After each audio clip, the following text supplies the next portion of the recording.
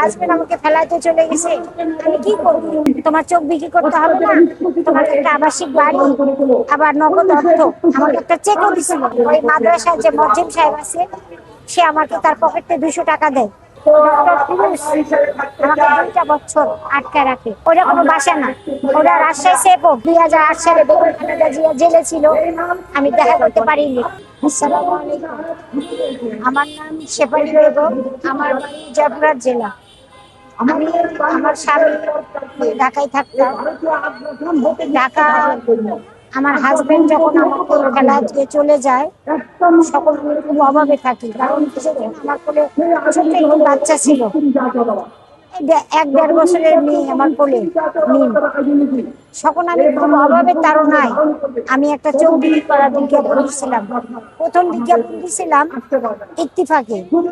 সেখান থেকে মানব জমিনে যা বিবিসি বাংলা চ্যানেলে প্রচার হয়, হওয়ার পরে সেগুলো বেগম খালেদা জিয়ার নজরে পড়ে।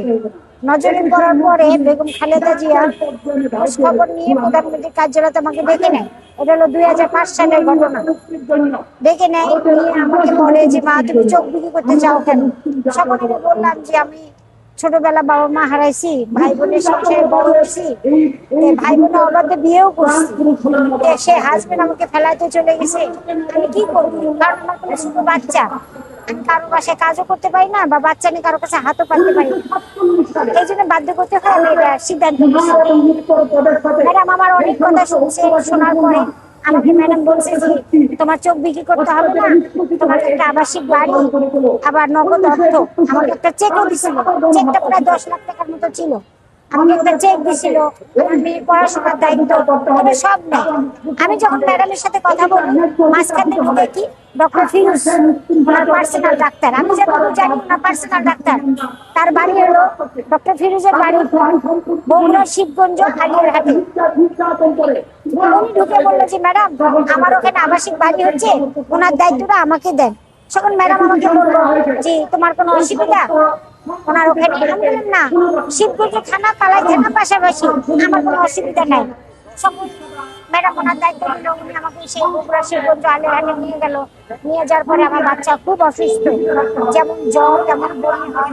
হওয়ার পরে আমি ওনাকে ওনার লোকজনও খবর দিই, ওনার লোকজন আসে না। না আসার সূত্রে সকল ওই মাদ্রাসার যে মজ্জিম সাহেব আছে, সে আমাকে তার পকেটে 200 টাকা দেয়। মজ্জিম সাহেবের পকেটে 200 টাকা দেয়, দিয়ে বলে মা তুমি শিবগঞ্জ যাইয়া তোমার বাচ্চারে ডাক্তার দেখায় নিয়ে আসো। আমি শিবগঞ্জ যাই, যাওয়ার পরে আমার বাচ্চারে ডাক্তার দেখায় নিয়ে আসি। আনার পরে মাদ্রাসায় যখন এসে নামি, তখন দেখি মাদ্রাসার সামনে একটা বড় অ্যাম্বুলেন্স দাঁড়া রয়েছে। তখন অ্যাম্বুলেন্সের ড্রাইভার আমাকে গাড়িতে উঠতে বলে। তখন আমি বললাম অ্যাম্বুলেন্সে কোথায় যাবো? কয় তুমি রাজশাহী যাবো। আমি তো রাজশাহী কেন? কয় তোমার বাচ্চা এখানে অসুস্থ হইতেছে, ফ্লোরে ঘুমাও, বাড়ির কাজ হতে 2 মাস লাগবে, এই 2 মাস তুমি রাজশাহীতে থাকবা। মনে মনে চিন্তা করলাম যে ঠিকই তো, একটা ছেলে মাদ্রাসা, সেখানে আমি একটা ঘরে ফ্লোরে ঘুমাই, আমার বাচ্চা তো কষ্ট হচ্ছে। ঠিক আছে, আমি অ্যাম্বুলেন্সে উঠে রাজশাহী চলে গেলাম। যাওয়ার পরে দেখি ওটা কোনো বাসা না, ওটা রাজশাহী সেবক, যেখানে পাগলরা থাকে। রাজশাহী সেফ হোমে পাগলরা থাকে। সেই রাজশাহী সেফ হোমে আমাকে 2 মাসের কথা বলে ডক্টর ফিরোজ আমাকে 2টা বছর আটকায় রাখে। আমাকে 2টা বছর আটকায় রাখে। রাখার পরে ওখানকার যে অফিসার আছে, সে আমাকে অনেক চেষ্টা করে রাজশাহী সেফ হোম থেকে বিদায় দেয়। কিন্তু আমি আবার ঢাকা আসি। আসার পরে বেগম খালেদা জিয়ার সাথে দেখা করার সাক্ষাৎ করি। বেগম খালেদা জিয়ার সাথে সাক্ষাৎ হয় না কিসের জন্য? 2008 সালে বেগম খালেদা জিয়া জেলে ছিল, আমি দেখা করতে পারিনি। কারণ তার কাছের মানুষেরা বলে দেখা করতে পারে না, আমি কোথায় থেকে দেখা করবো?